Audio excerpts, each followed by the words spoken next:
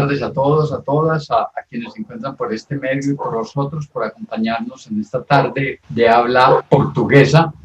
Nuestros conferencistas pues van a hablar entre español y portugués, una suerte de portuñol, seguro que nosotros les vamos a entender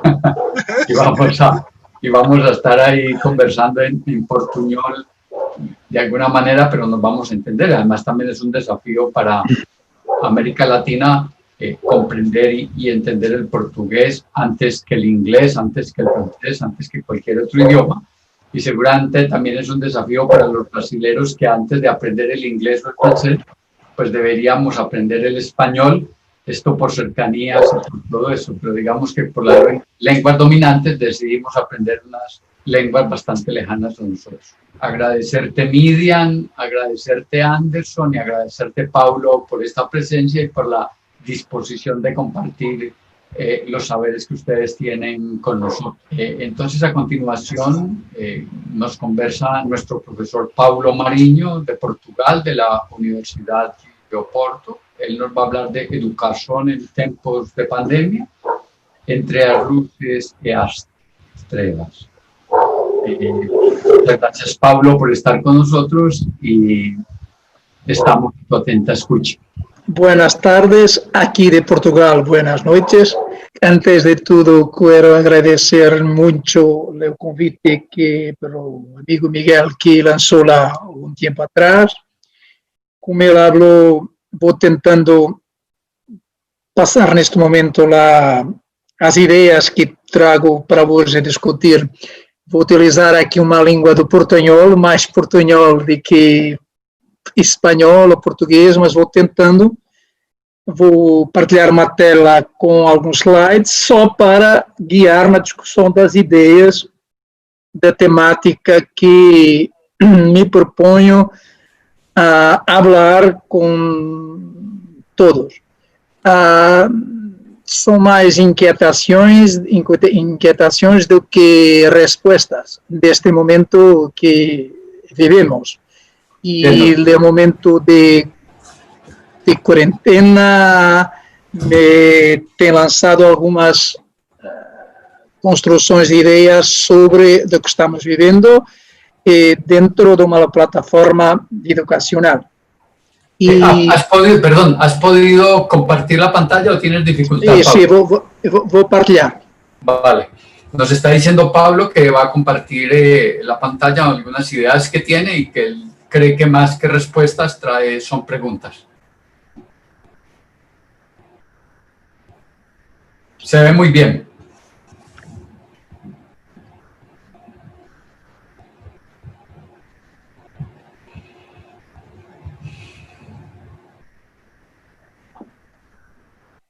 La temática que será la educación en tiempos de pandémico, post-pandémica, entre las luces y las trevas o la oscuridad. Esta temática é uma temática que estou indo, como tinha dito, refletindo e escrevendo sobre esta ideia de quando se vive uma crise, como estamos vivendo, parece que tudo se fica escuro, tudo se fica sem sentido. E é nestes momentos de grandes crises que, por vezes, tentamos de redescobrir as luzes que estão presentes e que, com certeza, sempre estarão presentes, mas que podemos ser mais obscuras de ver.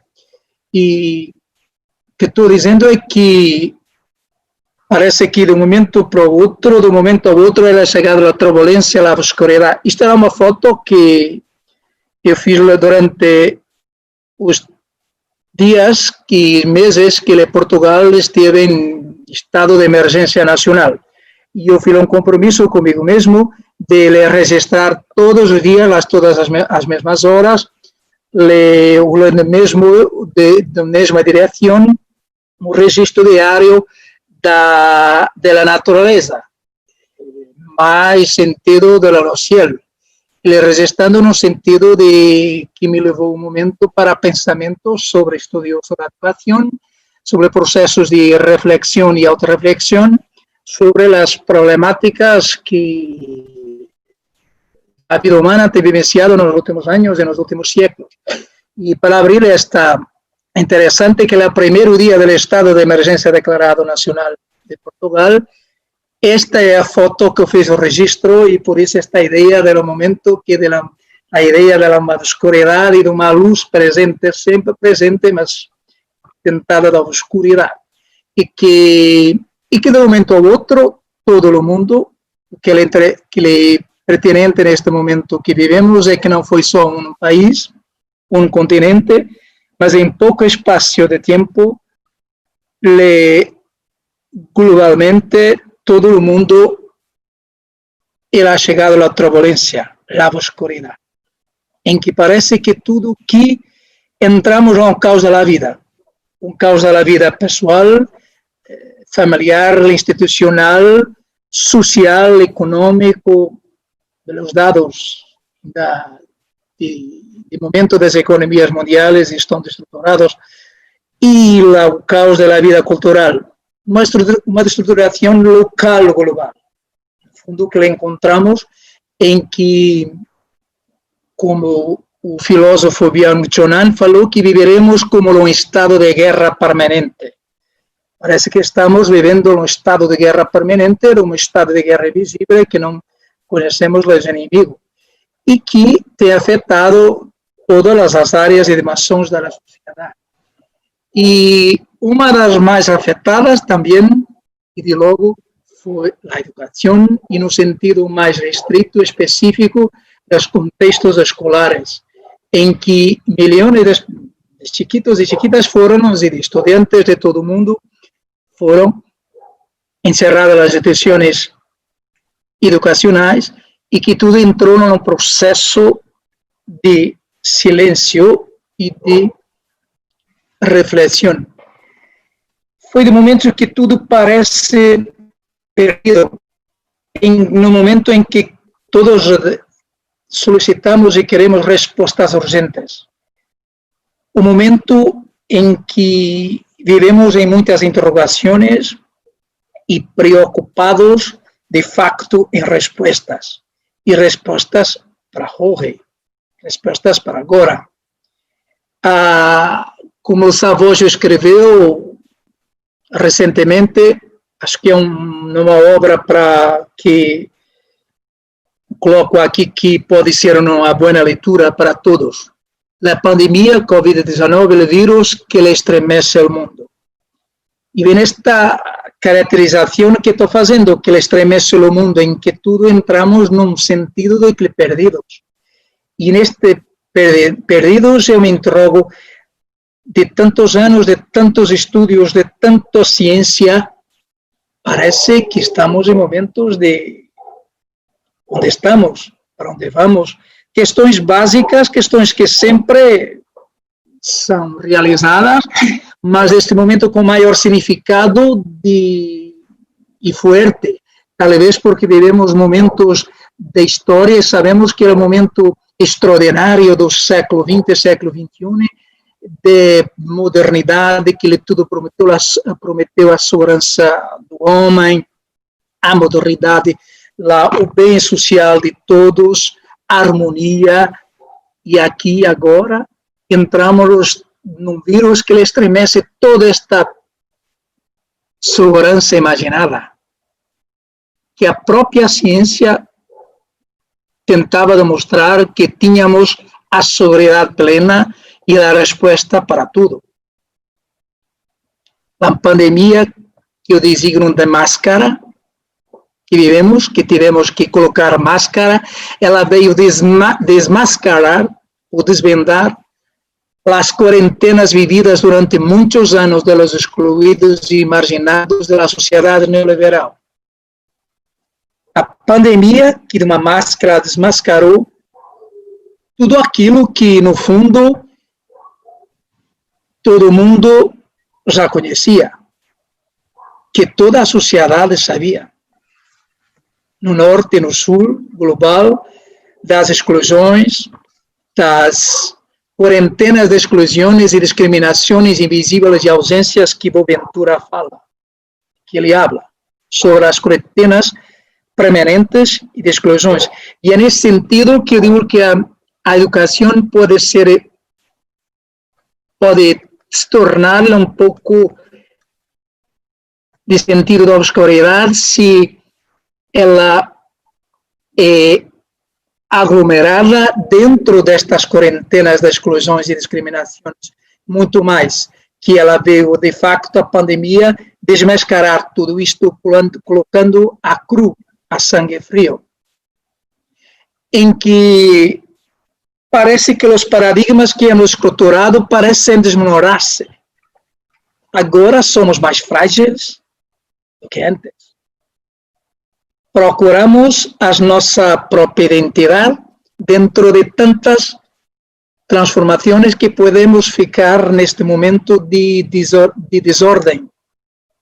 Esta imagem que mostro é tentar estas identidades pessoais de cada um e cada uma que no momento de pandêmica tentam reconstruir-se em algo que incerto, em algo que parece que não tem segurança. E é dentro deste quadro de que tudo parece perdido e que queremos respostas urgentes para a obscuridade que se pode viver, que muitos dos discursos que podem surgir são preocupantes. E é aqui que a educação tem que estar presente e permanente alerta, devido que é aqui que existem os populismos, tanto nas ordens políticas e discursos mundiais, que podem vir estar atentos ao que podem surgir, porque, como alguém habla, esta pandemia, ela não, no fundo, quando dizem que ela é democrática, que ela trespassou todas as classes sociais, eu me interrogo e pergunto se de facto é tão democrática assim. A democracia ela não foi democrática, no sentido que ela veio colocar situações, como eu falei há pouco, das desigualdades que sempre estiveram presentes, mas agora colocou as mais cruas, mais cruéis, que da pobreza extrema em contextos que viviam e foram mais ainda colocados fortemente em situações de exclusão e de marginalização. E é aqui que temos que estar atentos para que, de facto, algo possa ser um momento de renovação, um momento de reencontro e reconstrução social, de reconstrução de pouco de humanidade. É aqui que quero trazer algumas ideias que ainda estão em construção, como falei há pouco, sobre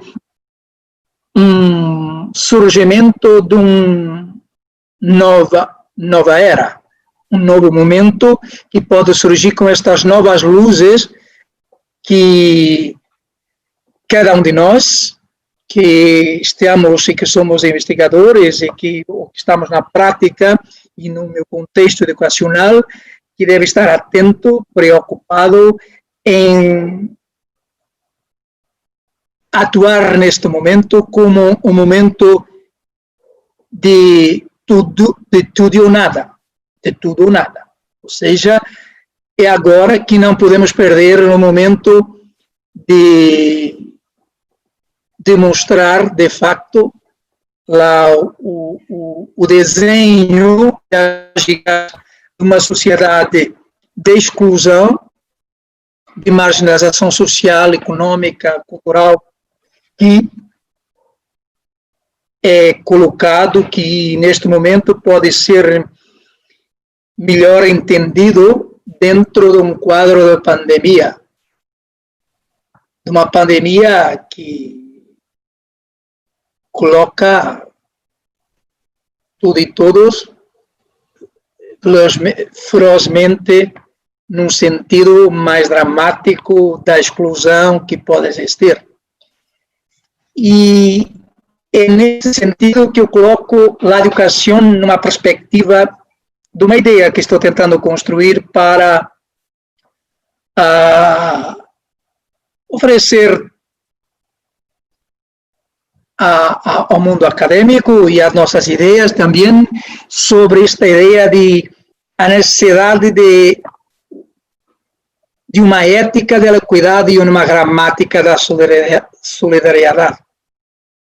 E pergunto se esta educação dentro desta plataforma de ética do cuidado e uma gramática da solidariedade que entendo que é necessário, e pergunto se isso não é a urgência para o século XXI. O cuidar do outro, porque cuidar do outro é cuidar-me. Isso é ser solidário. É cuidar de los vulneráveis, é cuidar de los excluídos, marginalizados, é cuidar da natureza. É momento da humanidade de que a educação poderá tomar este rumo ou este designo, esta urgência para este século XXI que pode estar a iniciar-se agora e não há 20 anos atrás. Talvez agora seja o início de uma nova era, de uma nova época, de um século XXI que não podemos perder esta oportunidade dentro da oscuridade, ver as luzes que podem surgir para traçar outros percursos, outros caminhos da educação. E esta educação que, na minha perspectiva, e que venho refletindo e escrevendo sobre isto, sobre esta pandemia, é que me vem trazendo que pode ser o momento de criar uma ética do cuidado e da gramática da solidariedade. Por quê? Digo isso porque a pandemia demonstrou como o mundo terá que ser solidário e ter esta ética do cuidado e não de abandono.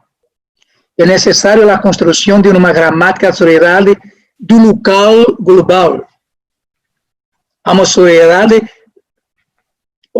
que temos que olhar para o local e o global.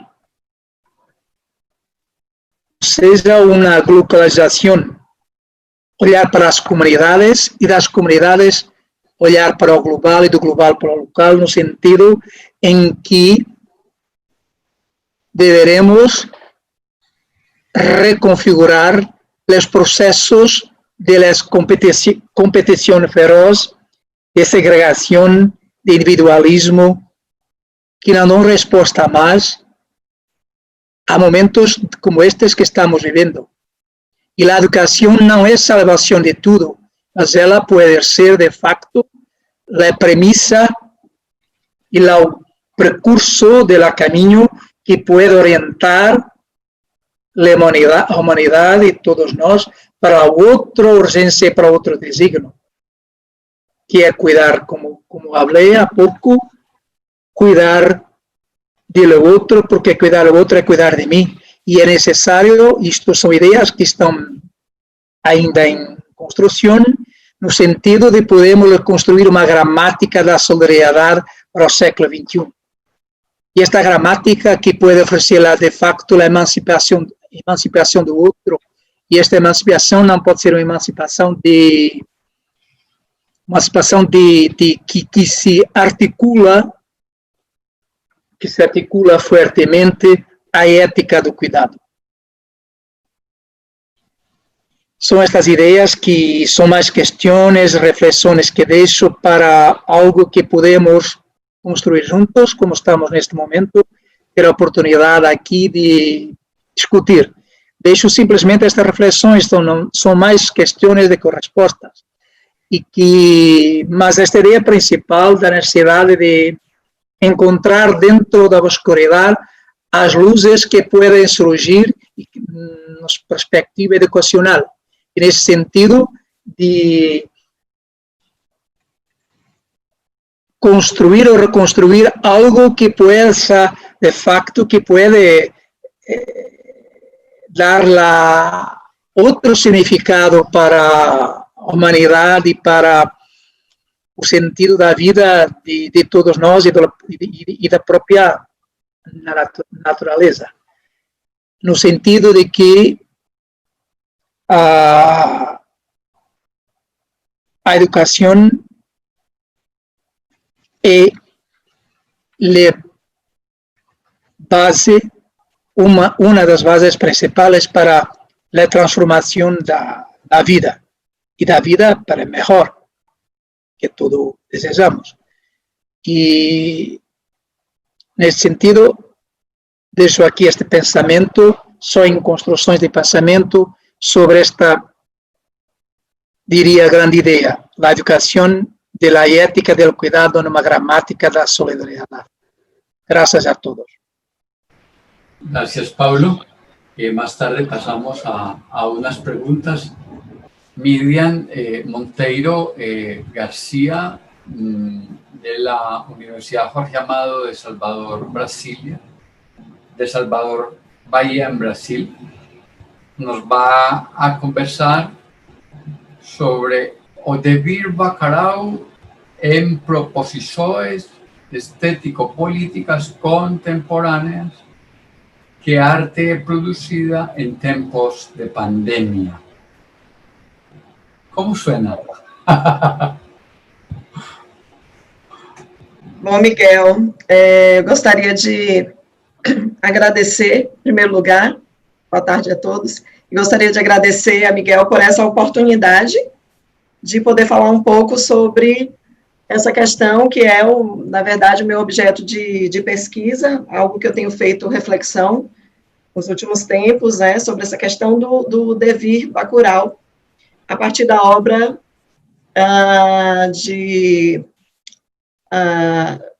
da obra cinematográfica de Kleber Mendonça, né, e após apresentar um pouco do filme, falar um pouco sobre o filme Bacurau, que é um filme de 2019, eu gostaria de estabelecer uma relação com o nosso tempo presente.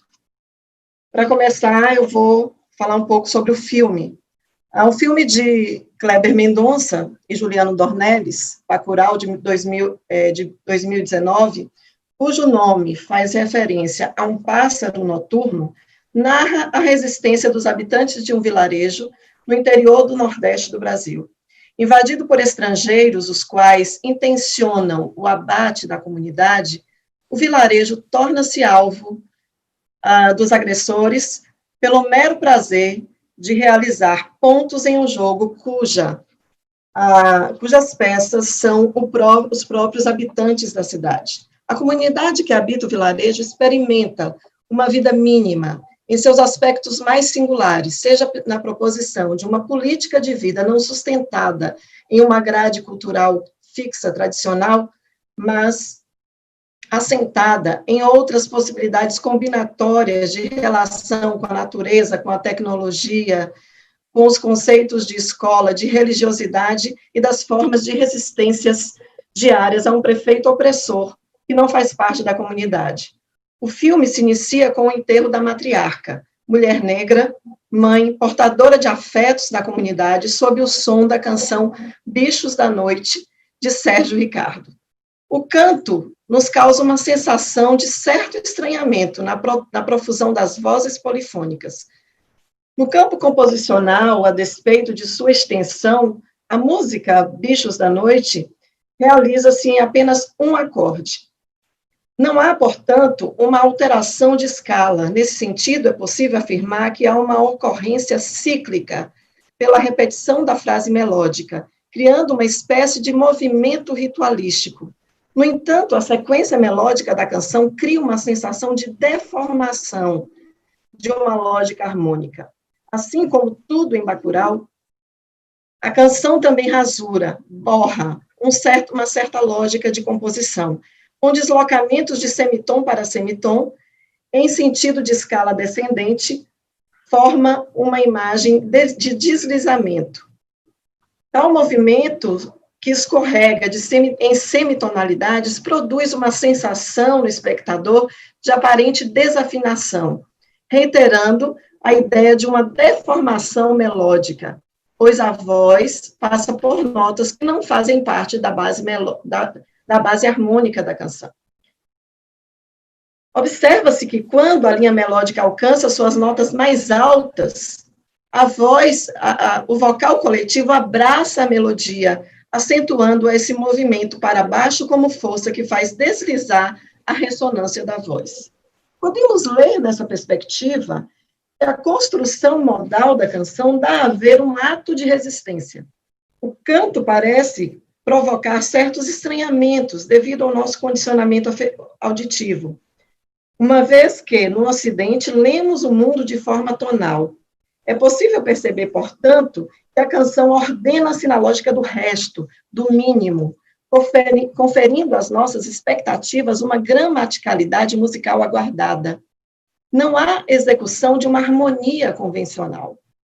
É próprio aos restos executar esses trânsitos escorregadios, que escorrem, estranhos, incompletos, rizomáticos. A imagem do transbordamento da água no enterro, enredando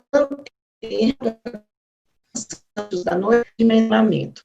De forma inusitada, os habitantes da cidade são invadidos por inimigos que entram de forma viral, imperceptível, invisível.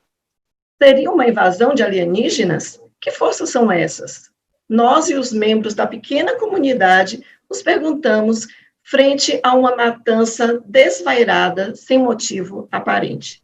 Diante desse inimigo viral, desde o início do filme, alguns gestos dessa pequena comunidade nos chamam a atenção. E eu vou citar 3 desses gestos aqui. Em primeiro lugar, o riso irônico do trovador e o lirismo inventado desse violeiro, que expõe e rasura a ideia de Nordeste.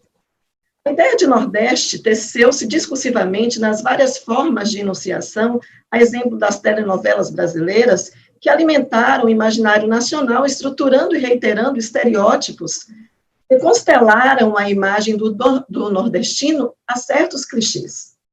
Essa recorrência pode ser percebida também nos programas de humor, os quais sempre teceram associações envolvendo a imagem do nordestino a motivos temáticos relativos à preguiça, à ingenuidade e à vingança. O nordestino, embora personagem das telenovelas, sua constituição como herói, nesses contextos, dissolve-se e esgarça-se no limiar de sua vivência, no enredo e a tão estepada a ele conferido, a qual promove um certo tipo de riso, seja pelos tropeços da linguagem estabelecida, produtora de hierarquias, seja pela forma considerada desajeitada de estar no mundo. São, historicamente, aqueles personagens a quem não se pode levar a sério. Um tipo de riso que opera uma fixação, a repetição sem diferença, a manutenção de um lugar estereotipado. Kleber Mendonça e Cristiano Dornelles nos colocam novamente frente ao nordestino que provoca o riso nesse filme.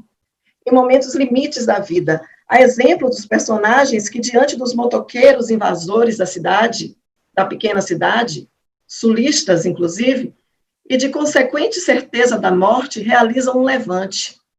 A reação não esperada da personagem que profere um grito-xingamento, como recurso último frente à morte, gera um riso coletivo da plateia de espectadores, nós, espectadores.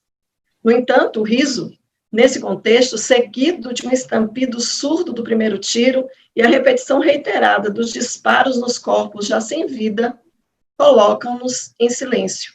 Esse agenciamento entre a possibilidade do riso e a brutalidade gratuita da ação suspende qualquer possibilidade de riso.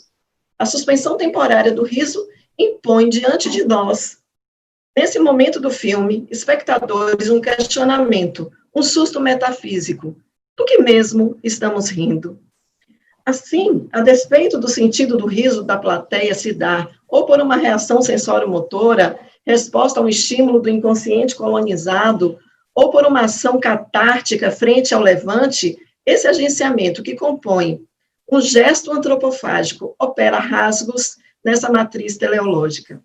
Mas em Bacurau, não só é o espectador quem ri. O pronunciamento lírico e filosófico do repentista é realizado em meio ao riso potente, em resposta ao seu oponente. O trovador, assim, assume a voz narrativa, canta e conta uma contra-informação. O violeiro, na verdade, desestabiliza uma ordem estabelecida.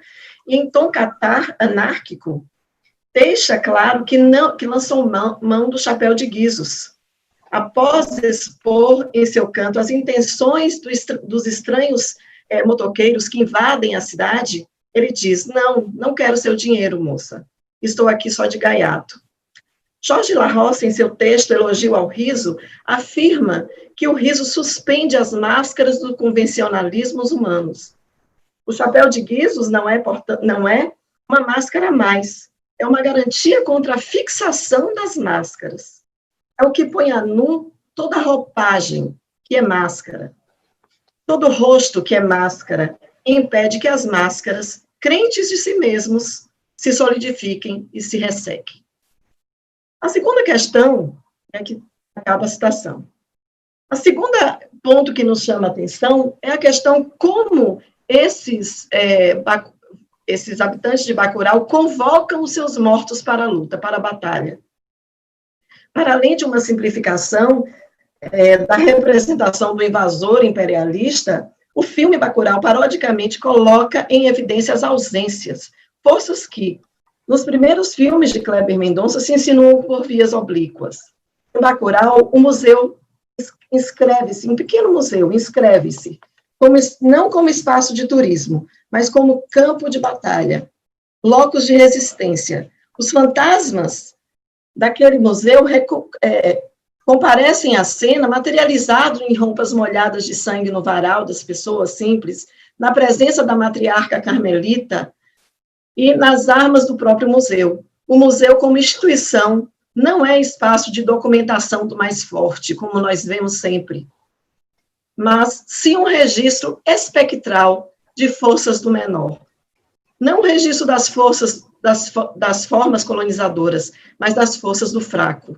Como o menor pode produzir outros arquivos da cultura.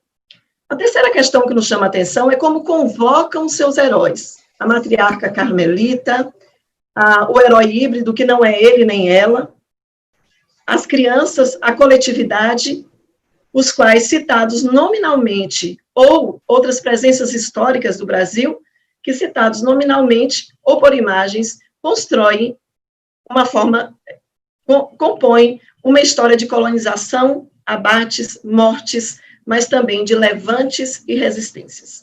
É nesse sentido que vemos em Bacurau um gesto artístico de afirmação, um levante que promove abalos, né, na lógica colonial, produzida por formas de subjetivação que se delineiam a partir de certos dispositivos de poder que não se cansam de repetir e nos revisitar.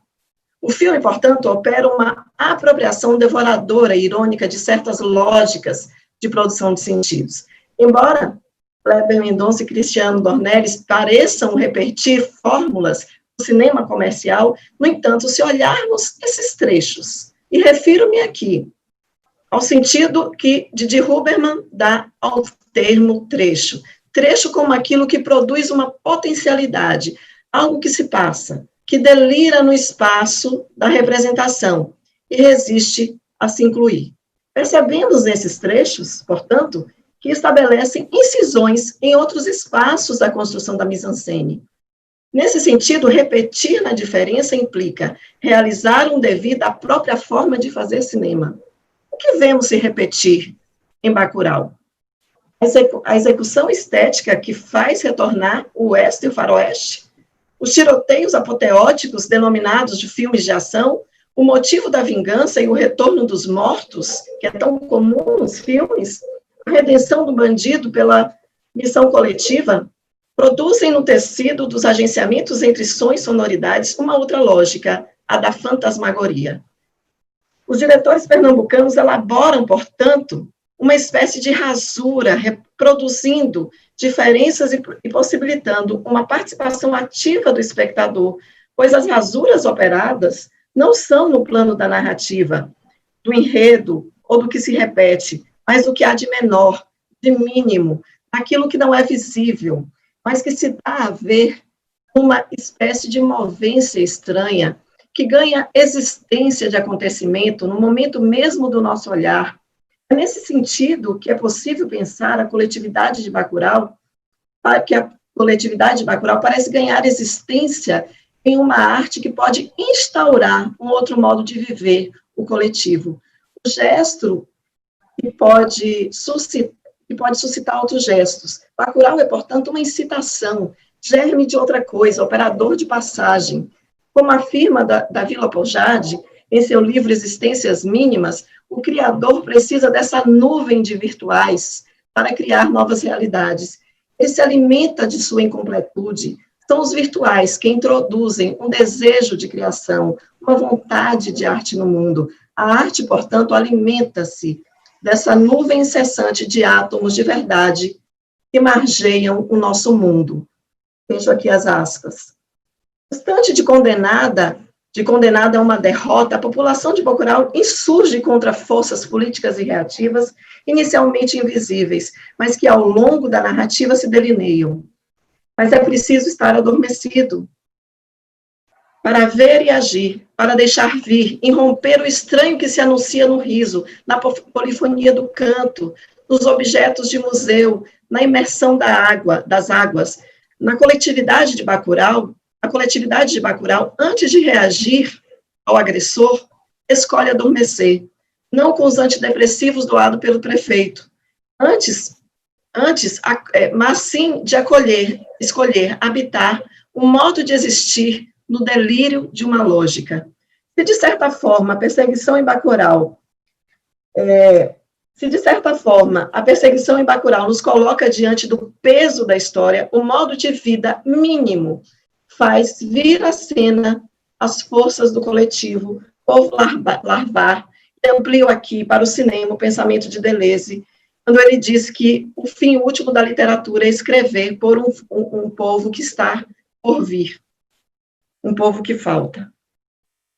Trata-se de operar abalos, portanto, nas próprias estruturas pré-escritas para a vida, propondo, assim, a produção de deslocamentos nos campos da representação, não apenas artísticas, mas também das formas de produzir e pensar as verdades. Nesse sentido é que me refiro a um devir Bacurau, trazendo para a nossa realidade mais imediata do Covid, podemos dizer que fomos invadidos por um vírus invisível que nos leva, como os habitantes de Bacurau, a nos questionar com tamanho estranhamento. O que é isso? Que invasão é essa? A que isso vai nos levar? Mas, ao mesmo tempo, nos perguntamos também, por que queremos voltar às ruas, aos shoppings? O que nos falta agora? Se, por um lado, esse tempo pandêmico nos levou ao confinamento, ao medo, ao terror, nos inseriu também um incerto interstício, naquele trecho mínimo do qual fala Huberman, em uma dobra disso a que chamamos de vida. Talvez pensar no que há de mínimo nessa vida de confinamento pandêmico, para além do vírus que já se materializou no número de mortos, possa responder a tais perguntas.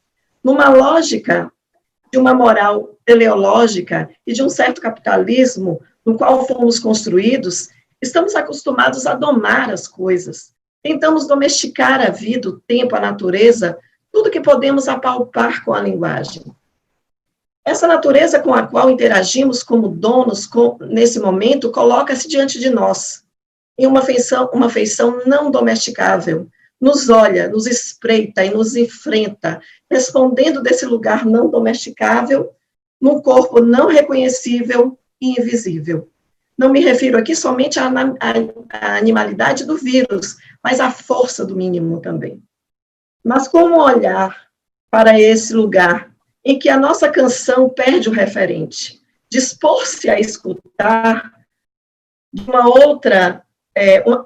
outra coisa, esses desfiladeiros de instantes pandêmicos, é também testemunhar instantes prerrogativos. Há que se perder o referente, a gramaticalizar, compreendendo com Nietzsche, E tudo é metáfora, perspectivas, formas de ver o mundo. A interpretação humana nesse sentido, quando desgastadas, fixadas, institucionalizadas, dão as perspectivas, o estatuto de verdade. E átomos de verdade, então, essa vida de confinamento pode nos dar a ver. É nesse sentido que compreendemos que esse devir bacural deve ser convocado. Para aquela pequena comunidade, a utopia não se inscreve como impossível, mas como que pode se materializar em situação limite. Por isso, em Bacurau, a música delira, o conceito de herói delira, o conceito de personagem delira, os sentidos de comunidade e o próprio filme, o próprio referente filme deliram. Quanto mais se adquire, quanto mais adquirimos uma escuta do mínimo, mais o artista, seja ele da arte, seja ele da vida, como testemunha e instaurador, pode tornar audíveis e visíveis forças que são, em si mesmas, mínimas, operadores de passagem, capturados e tornados acessíveis aos nossos sentidos. Muito obrigada. Aqui termino minha fala, Miguel, e você pode assumir a palavra. É assim que finalizo minha fala. Bueno, muy buenas tardes. Nos disculpan en el lugar que me encuentro. Se ha ido el eléctrico y me ha tocado que acudir al celular y por suerte pues nos podemos conectar. El tema de Miriam Monteiro. Luego seguimos con preguntas. Ahora nos va a acompañar Anderson Meneses de Brasil, de la Universidad Federal de Alagoas. Anderson tiene unas ayudas, pero no las puedo compartir en estos momentos por ausencia de fluido eléctrico. Yo le iba a hacer esa actividad. Anderson nos va a conversar de pragmáticas do reconhecimento do Estado Democrático de Direito, fases e interfaces. Te escuchamos, Anderson, y muchas gracias por estar con nosotros y por la paciencia de este ejercicio. Gracias, Miguel. Gracias, Paulo Marinho. Gracias também, Midian e todos os outros companheiros e companheiras. Eu vou fazer um pouco portunhol, não é? E eu tinha comigo uma apresentação, mas se não é possível, faço desta maneira. Pensado assim, a colonização do mundo da vida e as patologias sociais, reconstrução e o reconhecimento em sociedades complexas. O contexto de hoje é bastante complexo. Vivíamos, como todos nós sabemos, as crises capitalismo avançado que colonizou o mundo da vida, traindo consequências impensáveis por toda a humanidade. Neste momento, a minha ideia é de pensar o mundo da vida, o mundo das pessoas e seu cotidiano. Sobretudo, neste momento, que o sistema, o capitalismo avançado, invadiu o mundo da vida, através de uma lógica de mercados e da lógica, como lo pensou Habermas, é uma estrutura simbólica, tripartita, formada por três dimensões que convergem e estabilizam uma forma que, pelos atores, interactúen o mundo, sempre considerando o princípio fundamental de não manipulação. Agora, sin embargo, o capitalismo avançado engendrou formas de vida que danham as intersubjetividades, causando rupturas, violências, entierros e miniaturizações. É um pouco a introdução. E o segundo ponto é o significado fenomenológico e semântico do mundo da vida. Em um contexto complexo de formação de sociedades avançadas, o mundo da vida é uma estrutura simbólica. Na verdade, o mundo da vida é uma estrutura simbólica, é o nosso cotidiano, lá na nossa vida do dia a dia, é uma estrutura simbólica, uma tríplice dimensão: cultura, sociedade. Constitui o mundo da vida em sua perspectiva fenomenológica e hermenêutica, sobretudo continuidade do conhecimento válido, da estabilização das solidariedades grupais, da formação de atores sociais responsáveis e se mantém através de eles. Estes componentes, a cultura, a sociedade e a personalidade que compõem, que estruturam o mundo da vida, que mantêm intactos alguns aspectos fundamentais para o desenvolvimento das atividades personais e grupais, assegurando os valores e direitos fundamentais para perpetuar a dignidade e a ética das diferentes formas de vida que habitam a esfera pública. Que coisa entendemos nós sobre a realidade da cultura, da sociedade, da personalidade, que são os componentes do mundo da vida? Para nós, o mundo da vida, com esta pandemia, é que está ocasionando, está, de uma certa forma, destruindo as subjetividades. Mas os pensamentos são importantes para compreender a complexidade do mundo da vida. A prima coisa, a cultura, neste contexto, é o depósito do conhecimento. Então, a cultura é o lugar, luego das nossas interpretações, quando nos entendemos acerca de algo. E na cultura existem saberes válidos, como a ética, como a moral, e assim por diante. A sociedade é onde nós formamos, onde existem as ordens legítimas, através das quais participamos da comunicação e a pertenência a grupos sociais e aonde garantizamos a solidariedade. E um terceiro momento, a personalidade é o luego. E, na verdade, a pandemia, o coronavírus, perturba, cria uma patologias sociais na cultura, porque os saberes válidos, como a ciência, estão sendo desconsiderados. E no âmbito do Brasil, isto é uma realidade. E no âmbito da sociedade, as ordens legítimas que garantizam a solidariedade é também minada, porque a solidariedade não é uma realidade, não é um fato. E a própria identidade, com a ideia da personalidade, também estão destruídas em este capitalismo avançado. Neste âmbito de compreensão, que toca estreitamente o conhecimento científico, estético, normativo, expressivo, que interpretações. E a sociedade, por sua vez, é onde descansa a ordem do legítimo, que garante nossa pertenência a diversos grupos.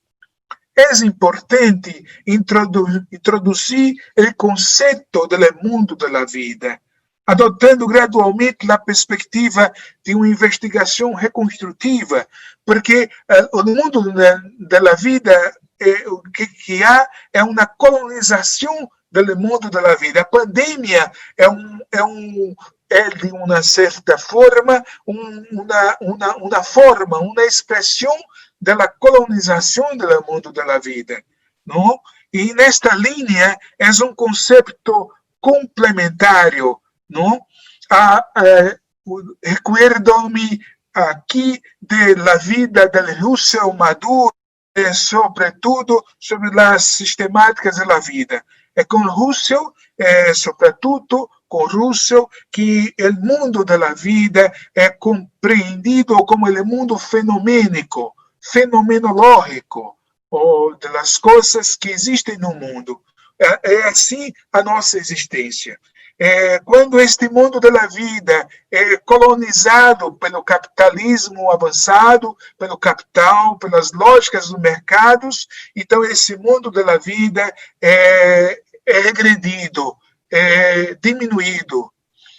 E agora podemos sentir que com Russell, mientras com Russell, com esse conceito de Lebenswelt, Welt mundo e Lebensvida, Lebensform, as diferentes formas de vida. Significa, essa palavra Lebenswelt, esse conceito, significa um universo totalmente subjetivo, excluído pelas investigações em las ciências naturais.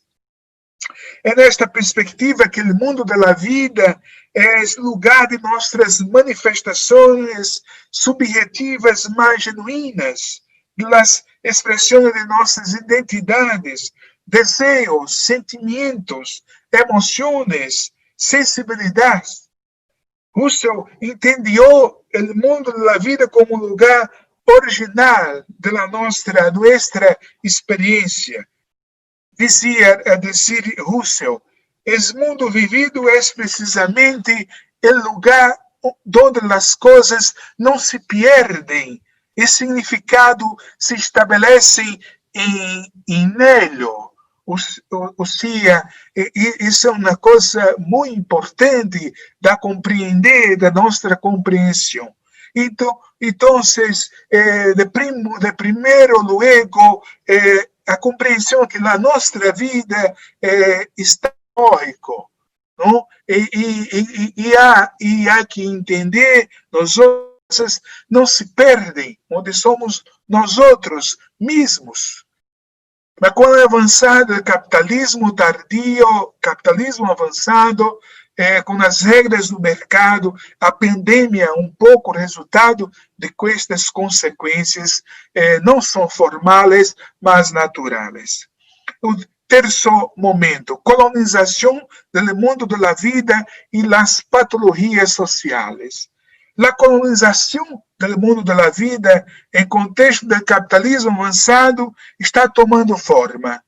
Em contexto cultural atual, em que a pandemia causada pelo Covid-19 ha cambiado diametralmente a forma em que somos no mundo. Nossas formas de existir em planeta, nossas formas de entendermos a nós outros mesmos, a natureza. A pandemia nos ha chamado a repensar hábitos e estilos de vida. A pandemia, umas formas mais claras, é decir, é o imperativo da lógica dos mercados, que substitui a dimensão simbólica da existência por a crueldade das relações de intercâmbio, do consumismo voraz e desgarrador em qualquer ética e desgarro humanista. O capitalismo avançado intenta repensar a integração social com a integração sistêmica. O mundo da vida é constantemente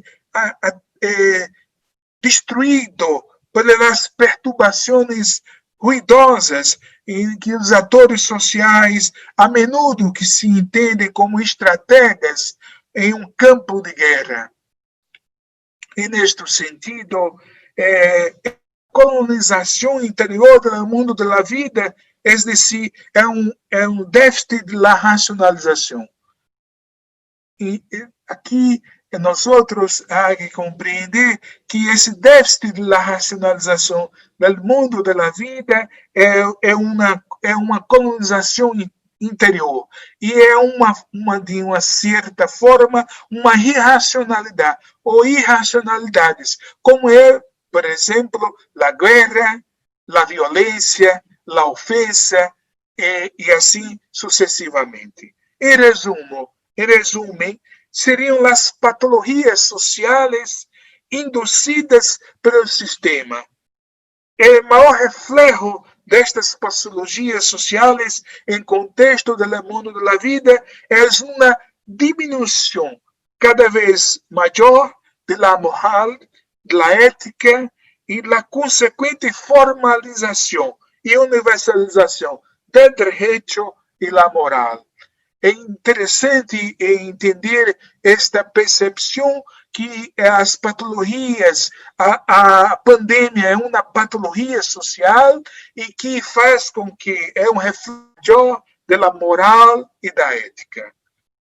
As patologias do mundo vital também podem ser induzidas externamente, através de guerras, epidemias, terremotos, hambre, insuficiência dos meios de reprodução material, como é a pobreza de los jóvenes e assim dos países emergentes, não? Como Colômbia, Brasil, Uruguai, Paraguai. É importante perceber que a colonização do mundo da vida a produzir patologias sociais em predomínio sistêmico. No mundo da educação, produz uma imagem de patologias que danham o processo de reprodução de culturas, ou seja, de conhecimento válido, e perturba a integração social, causando perda de significado, perda de legitimidade, crises de orientação, crises educativa, crises de identidade coletiva, anomia, alienação, rupturas de tradições, perda de motivação e psicopatologias são algumas das perturbações que resultam desta dinâmica colonizadora que ha generado consumismo e individualismo possessivo. Vivíamos numa sociedade do individualismo possessivo, narcisismos cada vez mais alargados. É que se dizer que Axel Honneth, quando ha pensado na ideia de reconhecimento, na discussão sobre as patologias sociais, não exatamente pensava em descrever as desviações da norma social que poderiam questionar a reprodução de nossas formas de vida. Ao contrário, a sua perspectiva é entender que as patologias sociais, em la visão de Honneth, estão vinculadas à produção de sofrimento social, que se expressa em comportamentos obsessivos, compulsivos, neuróticos, dentro do alcance da dinâmica social. Agora, essa produção de sofrimento social é uma imagem clássica da pandemia que expõe as vulnerabilidades sociais ao extremo em todas as partes do mundo. E agora, segundo Honneth, o indivíduo desenvolve em cada forma de reconhecimento, ou que coisa que tenho a dizer aqui, que é muito importante entender que as formas de reconhecimento nesta sociedade complexa, avançada, estão cada vez mais minadas, destruídas. E esta é uma coisa importante para nós outros considerarmos. Segundo Honneth, o indivíduo desenvolve em cada forma de reconhecimento um tipo de relação prática positiva consigo mesmo. Mas adelante eu vou dizer algumas palavras sobre estas coisas. Mas a primeira coisa, cada forma, qual é o problema da patologia social? É justamente a negação do reconhecimento. E acontece com uma experiência de desrespeito. E essa experiência de desrespeito, a pandemia colocou isso como uma imagem absoluta em todas as partes do mundo. Essa luta, como vai dizer Ronet, essa luta por reconhecimento, atenção ao conceito de luta. Luta tienes uma motivação moral, uma motivação ética, mas é essa experiência de desrespeito. Então, cada forma de reconhecimento corresponde a uma forma de respeito. Abuso e violação, que armazenam a integridade física e psicológica em la relação primeira. Privação de direitos e exclusão é o que mais a pandemia, a imagem absoluta, que afeta a integridade social do indivíduo como membro de uma comunidade político-legal. Em segundo, em terceiro momento, a degradação e ofensas que afetam os sentimentos de honor e dignidade do indivíduo, como membro de uma comunidade cultural de valores, em caso da terceira esfera de reconhecimento. Ele ha colocado assim, a 3 esferas de reconhecimento: amor, direito e solidariedade. E nesta sociedade, a coisa que menos visto é o direito das minorias, a solidariedade entre as pessoas e o amor a seus próximos. E assim, para Ronet é importante, são interesses para Ronet, a pandemia e esta é a minha interpretação, se me permite, estes conflitos sociais surgem de experiências de falta de respeito sociais. É importante o conceito de luta social que busca restabelecer relações de reconhecimento e desenvolver em um nível cada vez mais superior. Essas lutas são moralmente motivadas nos grupos sociais, cuja intenção da coletividade é recíproca, ampliadas institucionalmente e culturalmente, através das quais tem lugar a transformação das sociedades normativamente administradas. Lo importante é mostrar a lógica dos conflitos que surgem com a pandemia. É uma experiência social de falta de respeito, das violações das identidades personais e coletivas. Esse não é apenas um corte epistemológico, é um corte existencial. A pandemia é um projeto neoliberal, é um resultado, de uma lógica neoliberal. A pandemia apresenta seus efeitos, sobretudo sobre os jovens. E se me permite aqui apresentar uma pequena experiência das nossas investigações sobre os jovens que vivem encarcerados, prisioneiros. Em nosso trabalho, uma das formas de não reconhecimento em sociedades avançadas é ter estes jovens prisioneiros, que justamente que resulta de experiências morais de violação da integridade moral. E, sobretudo, o reconhecimento deve surgir nas identidades sociais. Com estas expectativas, é importante dizer que no Nordeste do Brasil, com estes jovens prisioneiros buscam pelo reconhecimento, desenvolver, portanto, reconhecimento cada vez mais ampliados institucionalmente e culturalmente falando. Este projeto tem como objetivo reflexionar sobre as relações familiares e sociais da violência. A pandemia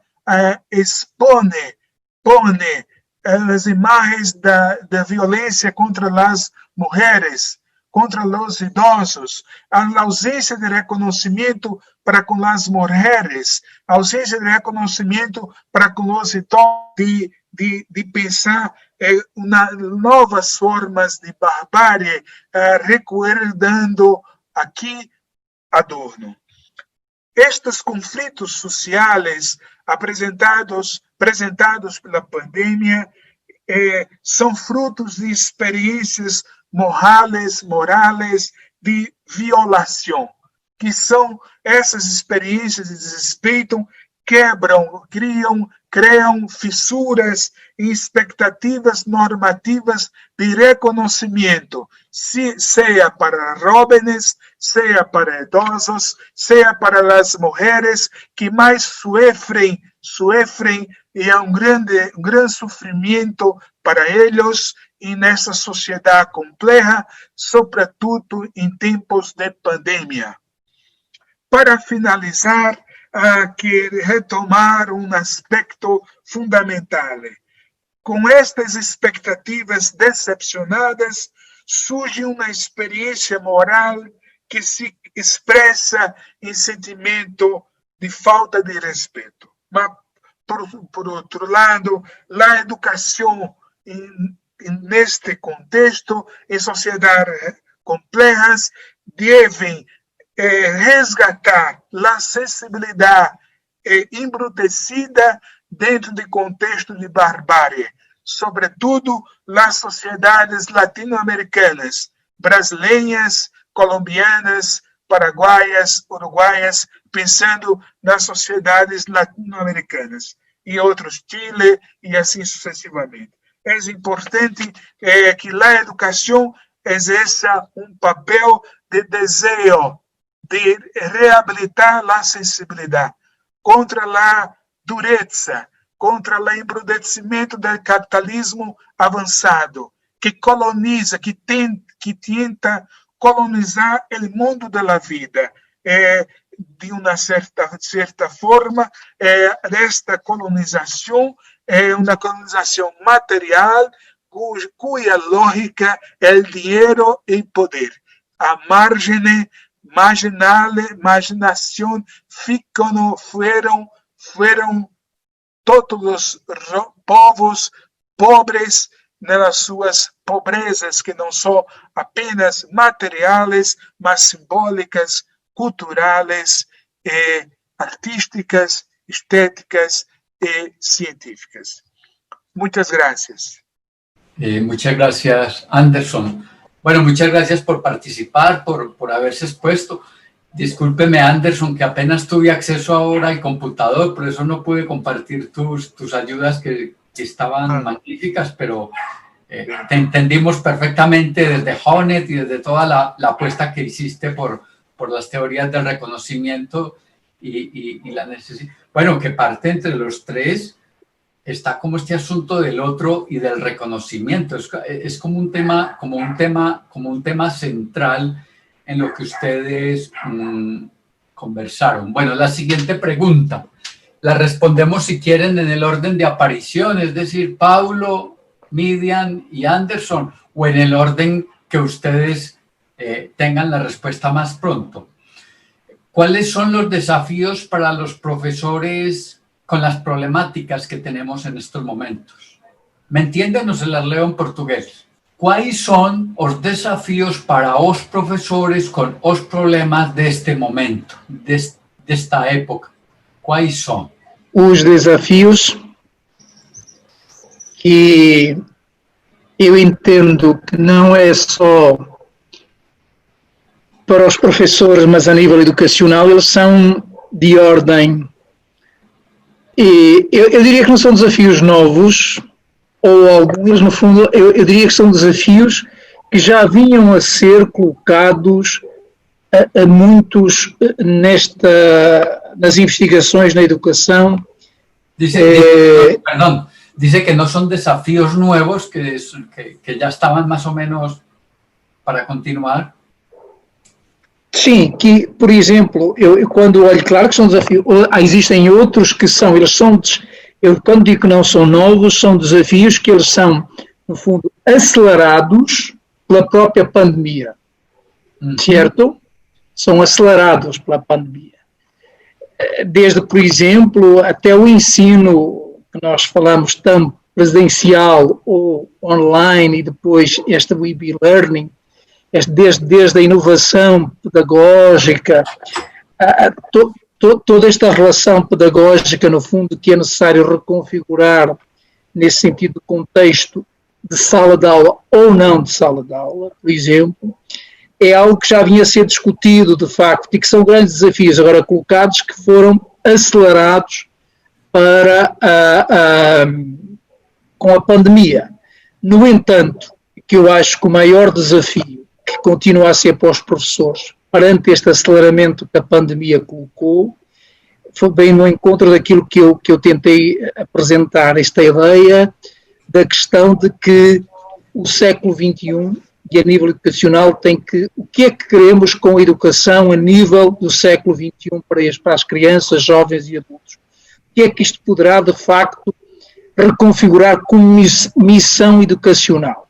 O que é que isto pode ser de novo ou não, ou ser mais fortemente reformulado? A questão, por exemplo, que eu acho que é interessante olhar numa perspectiva humana e humanista, e aí sim as nossas ciências sociais e humanas e a das ciências de educação têm muito a colocar e oferecer para estes grandes desafios que surgem para os professores, tanto do ensino superior como dos professores de outros níveis de ensino.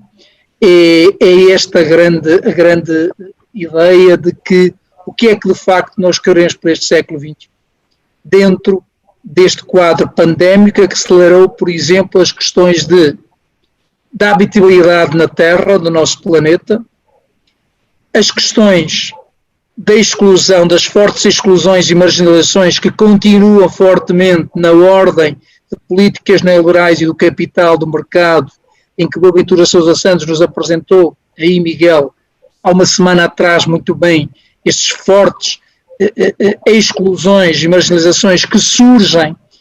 Por isso é que eu digo que esta pandemia, ela veio desvendar, veio mostrar mais aquilo que nós já conhecíamos e que sabíamos, só que de facto veio descancarar, em português, não é? Veio desenmascarar, não é? O que nós temos aqui, que de facto, eu acho que não são problemas novos. Os problemas não são novos. Os problemas são problemas que têm vindo nas últimas décadas a ser colocados e que a pandemia acelerou ou que tirou a máscara, caiu a máscara. Nós colocamos a máscara ao vírus e o vírus retirou a máscara, principalmente das realidades da exclusão que nós vivemos. Demonstrou de facto que os excluídos, marginalizados, são sempre os mesmos. São sempre aqueles que de facto estão em periferias e que estão sempre, e que a educação, e que de facto nós, mesmo os professores, têm este grande desafio, é como no século XXI podemos dar resposta de uma vez por todas a esta marginalização e exclusão daqueles que são sempre os mesmos. Que se entiende lo que él nos dice, pero en general, uno, que no todos los problemas tienen que ver con la educación, que hay problemas de mucho orden, y que una de las condiciones fue que el virus nos hizo poner la máscara, pero nos desenmascaró como sociedad y empezó a mostrar las distintas exclusiones que han venido existiendo, y esta vez mucho más radicalizadas, y que muchos de los desafíos que tenemos los profesores hoy, lo que hizo fue, la pandemia lo que hizo fue agilizar ciertas cosas como la comunicación por estos medios, digamos que radicalizar y agilizar ciertas cosas, pero que los desafíos en general educativos más o menos se siguen manteniendo en torno a humanizar el conocimiento, a humanizar las ciencias. Creo que básicamente es eso lo que has dicho, Pablo. Perfecto. Isso mesmo, Miguel. Bueno, muchas Boa gracias. síntese. Buenas noches. Miriam. Bom, eu pensando assim um pouco como professora, né, o que seria essa grande dificuldade que em sala de aula a gente enfrenta. Conexión con cinema, con el cine. Hã? Y la conexión con el cine. Con el... A conexão do cinema, certo? Então, assim, é interessante, porque você fala aí da conexão com o cinema, no filme Bacurau, a luta começa da escola, do espaço da escola, né? E essa luta que começa do espaço da escola, ela nasce por uma descolonização mesmo do próprio conhecimento. O que é, né? Que conhecimento é esse que precisa vir, né? E acho que essa é uma questão importante, que se você me perguntar como resolver, eu não sei como resolver, mas eu acho que o que se coloca diante de nós são muitas perguntas agora, né? Un desafío también para los profesores latinoamericanos es la descolonización del conocimiento, lo que estás diciendo. Exatamente. E a questão também assim, de que lugar, quem é esse aluno que fala? Porque o aluno que estava conosco na sala de aula presencial é o aluno que não se mostra numa sala de aula virtual, né? Então, eu acho um grande desafio entender a multiplicidade. Es un gran desafío porque el estudiante que se encuentra y se ve en el aula presencial, pues no lo encontramos por estos medios, claro. Isso. Então, assim, essa multiplicidade, vamos dizer assim, desses sujeitos, né? Então, assim, quem são esses sujeitos? O ensino, a educação só se dá não dentro dessa, não no professor num lugar de superioridade, mas o professor compreendendo como é que a aprendizagem se processa, né? Entendendo esse sujeito aluno como uma multiplicidade, né? Então, assim, em terceiro lugar, a questão do que essa pandemia coloca às claras, que são justamente, coloca visível, exorciza esse véu ideológico que cobre os nossos olhares, né? Porque a gente vê as diferenças, nem todo aluno pode estar do outro lado da câmera ali para poder pensar conosco, né? E estar conosco na sala de aula, nem todos os alunos podem. Isso foi uma coisa que ficou muito clara para mim nessa pandemia. Perfecto. Anderson, que estuvo hablando un rato de Honneth, ¿no? Axel Honneth. Ajá, sim. Del reconocimiento al final que hiciste. Falar em português agora ou depois você... Como você deseje, en español, portuñol. Portunhol. Espanhol. Não, eu vejo... A minha ideia é um pouco assim. Las subjetividades, os professores têm subjetividades. Antes de serem professores, são pessoas.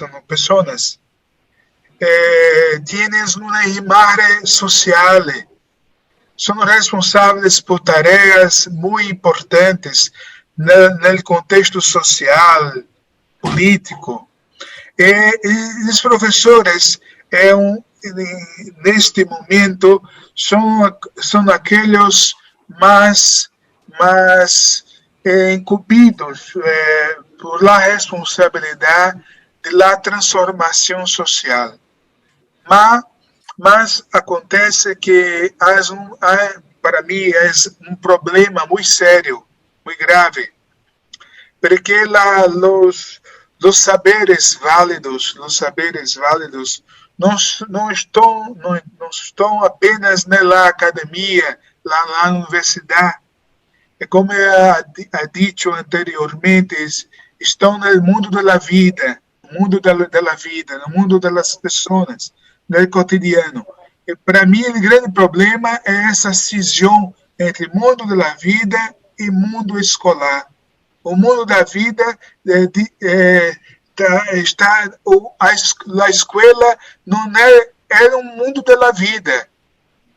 A universidade é o mundo da vida especializado, mas é o mundo da vida.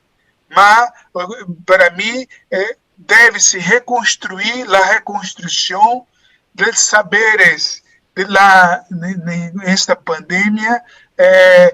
Traz uma imagem muito negativa das nossas sociabilidades humanas. Falta não apenas a solidariedade, mas temos que reconhecer e reconstruir as nossas sensibilidades. Então, esses professores têm uma imagem nessas sociedades rugadas, porque nas sociedades de capitalismo avançado, o conhecimento não é importante, porque o conhecimento leva à emancipação humana. E na América Latina, no Brasil, de modo especial, nós vivíamos uma ditadura, as novas formas da ditadura, da barbárie. O conhecimento é fundamental numa sociedade esclarecida, numa sociedade que deseja a emancipação humana. E nesse contexto de barbárie, de barbaridades, de retrocessos governamentais, e a América Latina vem sofrendo com as ditaduras, seja em modo clássico no Brasil. E então, a figura do professorado sofre muito,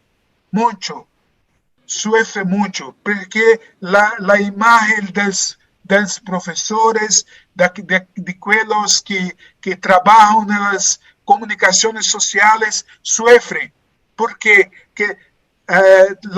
trabalham com saberes válidos, que não são válidos no sentido saberes políticos, saberes, las formaciones de la ciudadanía, la formación de las ciudadanías activas y los gobernantes de la América Latina. En el Brasil, actualmente, no desean que os professores que têm uma formação ampla, social, engajada, politicamente falando.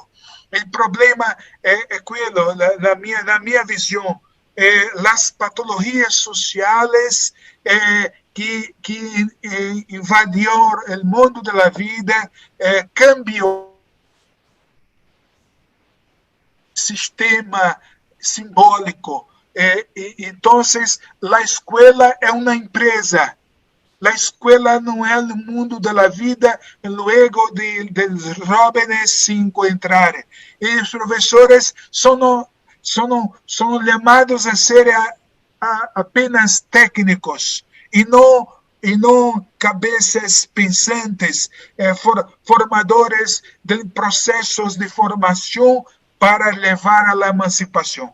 E o contexto de Ronet, a luta por reconhecimento, é esta luta do professorado, lutar para ser reconhecidos em uma sociedade em que o capitalismo e que a barbárie e o terrorismo ameaçam a educação, mas ameaçam a vida humana, ameaçam a destruir a sensibilidade, destruir os sentimentos que nos fazem pessoas verdadeiras.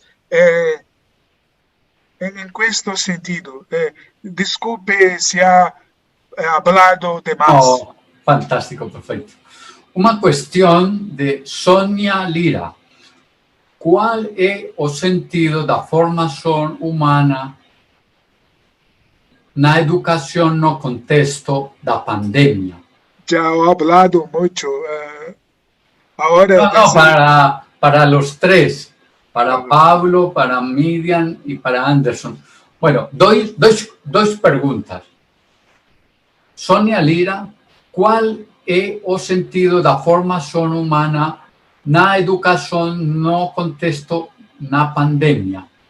E meu pergunta, o que Freire nos pode ensinar nestes tempos? Muy bien, Freire, muy bien. Bueno, son dos preguntas. Una, ¿cuál es el sentido de la formación humana para la educación en contextos de pandemia? Y la otra, ¿qué nos puede enseñar Freire en estos tiempos? Bueno, ¿quién quiere empezar? Y ahora, ¿posso? Ajá, perfecto. Posso. Yo quería comenzar a hablar un poquito de Freire, Paulo Freire, em este contexto de pandemia. Penso, obrigado, graças Sônia Lira, que nos acompanha. Paulo Freire ha pensado que a palavra diz o mundo. A palavra, antes de ler precisamos ler primeiro o mundo, interpretar o mundo, para depois ler a palavra. Mas precisamos interpretar o mundo, né? Conhecer o mundo. Não é? E aqui há uma, se me permite, Paulo Freire ha pensado que a educação é uma libertação. A educação é uma libertação das amarras, da escravidão, da escravidão. A educação é uma emancipação no contexto político, cultural, social. E em este cenário da pandemia, eu penso que Freire nos ajuda a pensar, engajar-se no mundo através da educação como um ato político. Toda educação é um ato político. Todo modo de estar no mundo é um ato político. O modo de falar é um ato político. A educação, como prática da liberdade, é uma obra de Freire. Educação como prática da liberdade. E, por sua vez, a formação humana passa por esse desejo de Freire. A educação é um ato político, mas é um ato político libertador. E apresentar e sentir-nos no mundo como agentes formadores transformantes. E a formação humana, penso eu, passa pela ideia da experiência. A pandemia tenta destruir a experiência. Já dizia retomando Walter Benjamin, depois La Roça, a experiência que está destruída. A pandemia tenta expropriar a experiência. A pandemia é uma tentativa de retirar-nos a experiência, porque na experiência está a memória. Está a memória. Na experiência está a memória coletiva. Na experiência está também o desejo de mudança, mas na experiência também está o inusitado. Não é? A revolução, se é que a gente pode pensar assim, nesse sentido.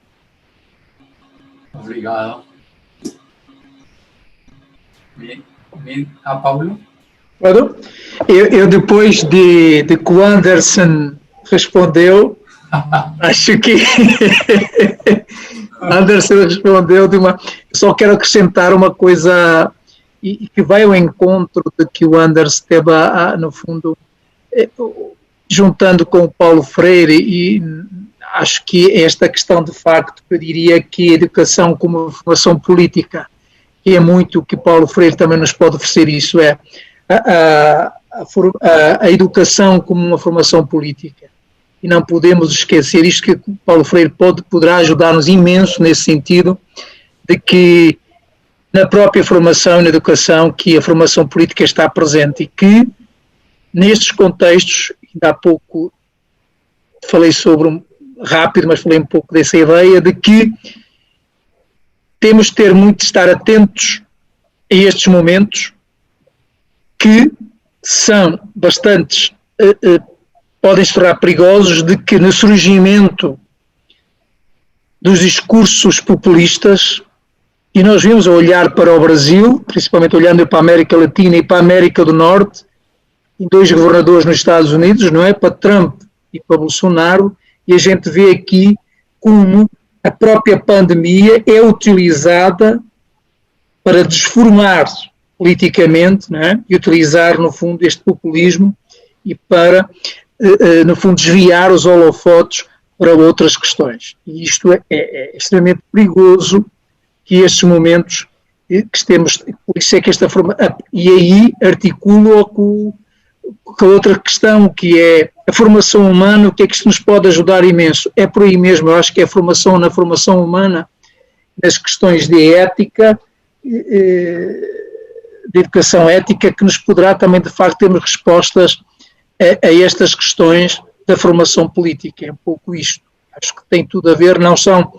Todas as ciências têm-nos muito a oferecer, todas as ciências, mas neste momento, e no momento de crises como esta, acho que as ciências sociais e humanas são essenciais, Miguel, para que nos possam ajudar a compreender melhor toda a complexidade que se pode articular neste momento, que nós não sabemos o que é que poderá estar de facto. Eu olho aqui para uma Europa, neste momento em que uma União Europeia se articulou até ao momento muito bem para ser solidária, não é? A nível económico, mas nós não sabemos que jogos podem estar por trás de uma política neoliberal implantada que pode surgir, de facto, e que possamos todos sofrer ainda muito mais com outra pandemia ou com outro vírus. Pode ser tão perigoso e que mata também mais que Covid-19. Por isso, a formação humana é essencial. O pensamento de Paulo Freire nos traz, eu acho que, penso que nos mostra um pouco que a educação, ela traz outros gestos, né? Ela pede outros gestos. E, nesse sentido, o lugar da educação é o lugar da arte também, é o lugar de distecer certos conhecimentos e a nós próprios, né? Todas essas formas de individuação na qual nós nos formamos, nós nos tecemos. E esse ato de educação, de fato, é um ato de distecer tudo isso, a educação humana, né? De distecer isso. E distecer isso é doloroso, não é fácil, né? Então, penso que a educação não pode estar distante da arte nesse sentido, dessa construção de novas formas de pensar, de outras visibilidades, tornar visível aquilo que é invisível. Esse é o nosso lugar na construção desse conhecimento e na criação de novos sentidos, né, para a educação. Perfeito.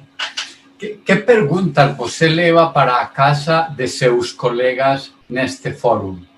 Esse espaço de debate aqui é um espaço fértil do pensamento, né? Então, como promover esse pensamento que se produz num espaço como esse, é um espaço onde a maioria são professores, como é que nós levamos esse pensamento, essa vamos dizer assim, esse fermento, né? Para a sala de aula. As fotos que Paulo apresentou, sim. O que você pensa? Como? Que pensa as fotos que Paulo apresentado? Uhum. Paulo fez uma fala extremamente instigadora, né, com relação à educação e essa questão da comunidade, do viver em comunidade, do viver, do pensar, né, em conjunto, Nesse sentido, acho que assim, uma problematização que a gente pode trazer aqui, eu acho que a fala dele é super interessante, porque esse momento provoca isso, mas em outros momentos, nós também, assim, o próprio cristianismo, vamos dizer assim, traz uma discussão muito grande sobre a questão desse viver juntos, né, desse viver em comunidade. Eu acho que o que traz, a maior pergunta que eu acho que levo para casa aqui da fala de Paulo é que viver junto é esse, que é diferente de um viver junto que nós já temos construído, vamos dizer assim, que já está dentro da nossa grade cultural, que já está dentro da nossa gramaticalidade, pensar nesse sentido de comunidade e de afeto, né, que o próprio pensamento cristão e as suas dissidências já trazem, né? O que seria de novo nesse propósito? O que você acha das fotos que Paulo apresentou? Das fotos? Das fotos? Das fotos? São fotos... eu vou dizer que eu me lembro de duas fotos aqui. Duas fotos da natureza, né? A natureza, pensar a natureza, e aquelas fotos, na hora que foram apresentadas ali, confesso que foi um pouco antes da minha fala, e por isso não tenho a percepção de todas, mas essas duas fotos me trazem, assim, colocam diante de nós uma natureza que nos instiga a pensar como é que nós a olhamos, como é que nós a enxergamos, né? O que é que nós vemos naquele quadro ali, naquelas fotos ali? Me perguntei isso diante das suas telas também, Miguel.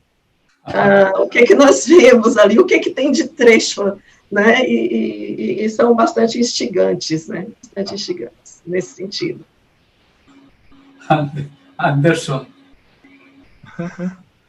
Pergunta interessante. Olha, é um conjunto de sentimentos, né? De percepções. Eu acho que esse nuestro encuentro é um conjunto de emoções, de sentimentos, de razões, né? Para mim é muito importante a ideia do silêncio e da palavra. El silencio y la palabra. Mas la cuestión es, ¿cuál es la pregunta fundamental en este contexto, en este momento? Penso eu que Paulo, Miriam, muito importantes da arte, da gramática, e para pensarmos juntos. A primeira coisa é pensando com Saramago. Necessitamos ser olhos para ver, né? Precisamos ter olhos para ver, para enxergar. Precisamos ter olhos para ver. Essa é uma primeira questão. Necessitamos ter olhos para ver numa sociedade em que muitos já os perderam. Há muitas pessoas que não conseguem ver a realidade por muitas ideologias, por muitas complexidades da formação personal, grupal, não? A primeira coisa. A segunda coisa, e muito importante para mim, é a questão do silêncio, da arte, de reconhecer, de reconstruir a sensibilidade, de reconstruir a solidariedade. Mas para isso necessitamos de nos reconstituir numa sociedade narcísica, numa sociedade, como vai dizer Alexander Lowen, os narcisistas estão mais preocupados com o modo como se apresentam do que com o modo como sentem. São egoístas, concentrados em seus próprios interesses, mas carentes de verdadeiros valores, dos valores do CEF, da autoexpressão, da serenidade, da dignidade, da integridade. A pandemia traz uma imagem de uma grande sociedade narcísica, que concentrada em si mesmos, nos próprios interesses, e que esqueceram dos verdadeiros valores do self, dignidade e integridade. É uma sociedade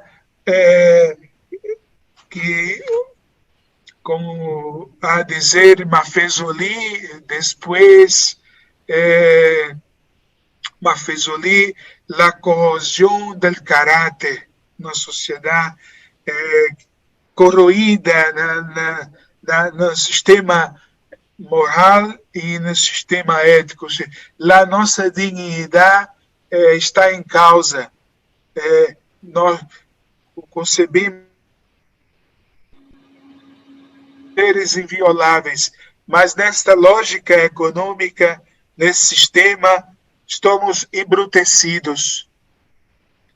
Há que recuperar a sensibilidade, há que recuperar a dignidade, há que recuperar a integridade numa sociedade que ha perdido a própria visão de si mesma, dos demais, sobretudo dos mais pobres, vulneráveis. Na minha apresentação, eu inicialmente tinha falado que ia apresentar mais indicações, como Midian reparou, do que respostas, porque acho o momento não.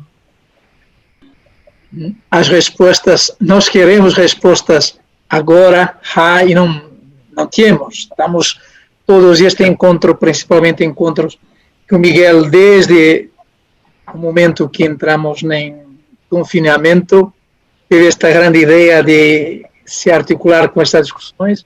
Acho que foi excelentemente uma pertinência de extrema pertinência, no sentido em que nos leva a colocar estas questões para podermos responder talvez mais tarde, mais adiante. E todas essas reflexões das várias áreas que o Miguel nos coloca aqui, vários investigadores de vários países, nos ajudam a refletir sobre isso. Hoje, com os colegas Midian e Anders, eu próprio, com as interrogações que eu coloquei, as indicações, eu fiquei com outras indicações, provocadas, que eles me provocaram para mim, naquilo que estou tentando pensar. Né?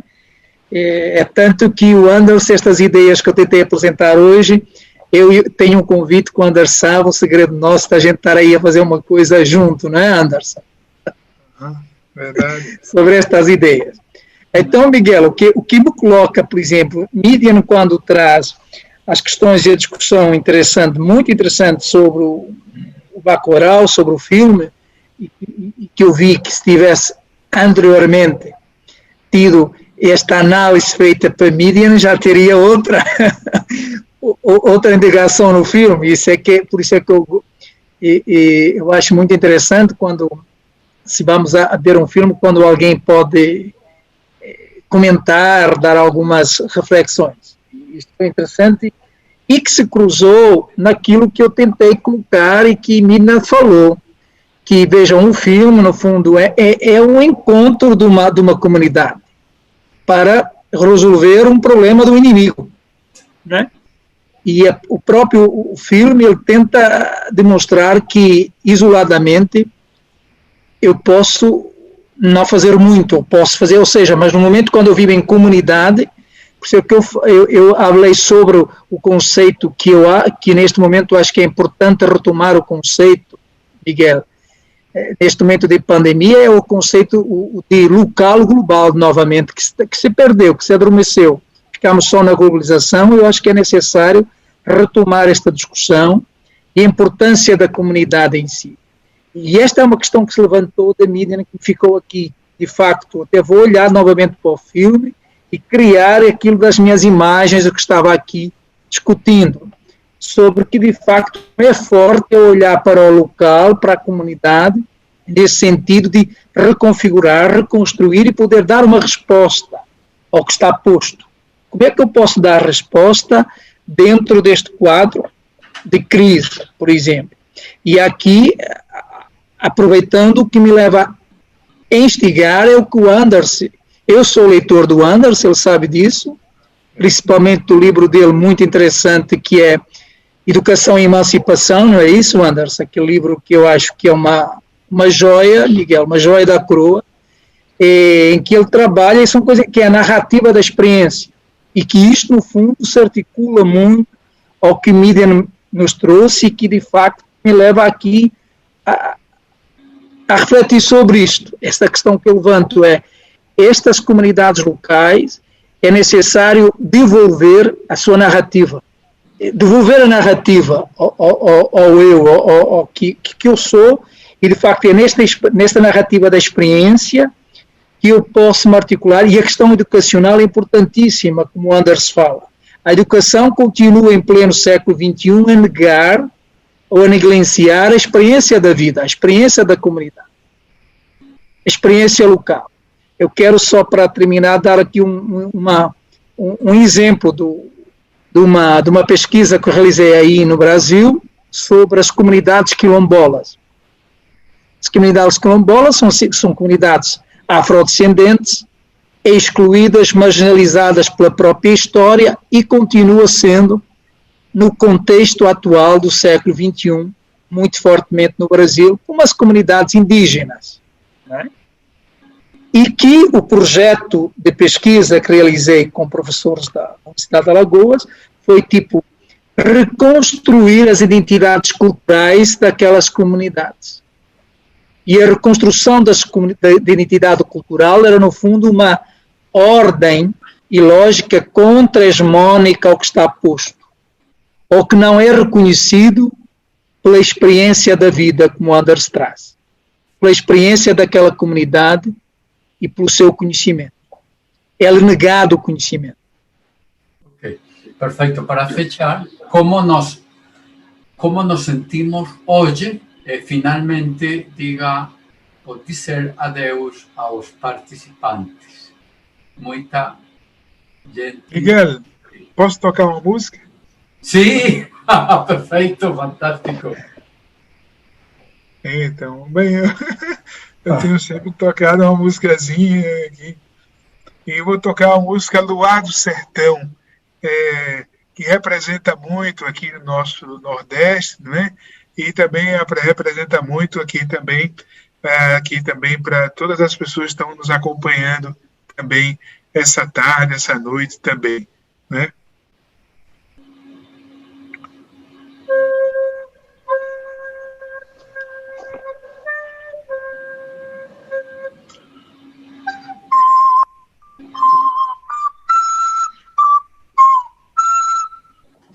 Vai agora, fiquei nervoso, vai agora, vamos lá.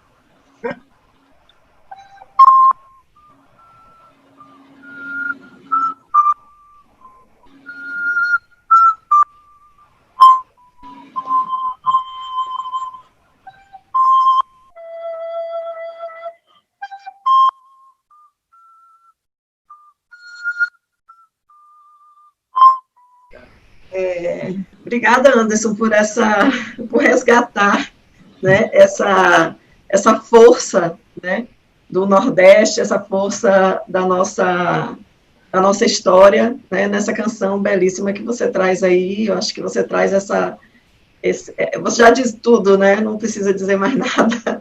E eu acho que o que eu sinto nesse momento é uma alegria muito grande de dialogar com vocês, de ouvir vocês, né, com essas falas maravilhosas, e no final com essa canção que nos toca tão fortemente, e dizer assim que acho que nesse momento é abrir a possibilidade para que nós possamos pensar que devia esse Bacurau, que devia esse quilombola, que devia esse indígena, que delira esse mundo certinho, arrumado que a gente vive, e que trechos são esses que nós precisamos encontrar nesse momento de pandemia.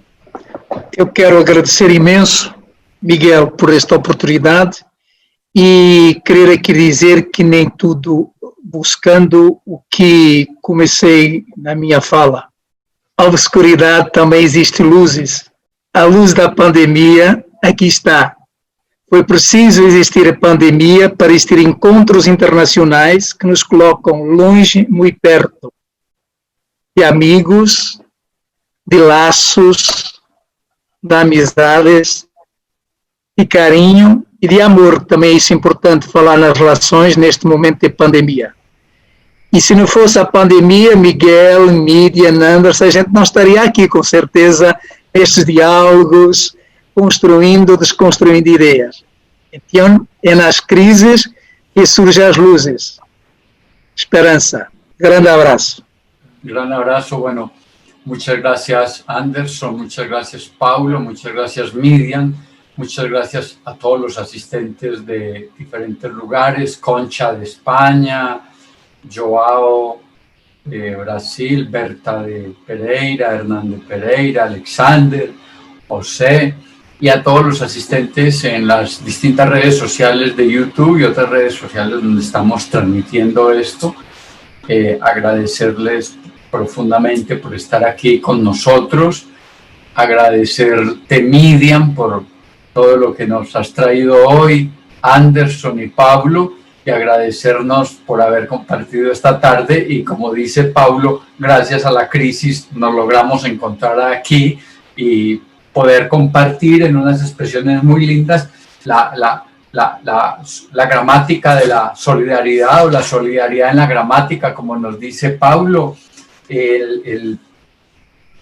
la dimensión simbólica de la existencia, como nos trae Anderson, o si todo es metáfora, pues que este encuentro sea una metáfora, como dice Miriam, para que nos encontremos próximamente en otras apuestas lingüísticas. Muchas gracias a todos y adiós. Obrigado.